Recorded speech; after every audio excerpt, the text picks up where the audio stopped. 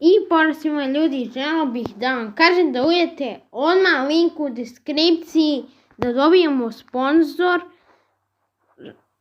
Jer kad dobijemo sponzor, bit će giveaway-eva, možete i nešto da naručite ako hoćete preko ovog linka. Imate dole link u deskripciji u pinovanom komentaru. Mnogo mi znači ako odete.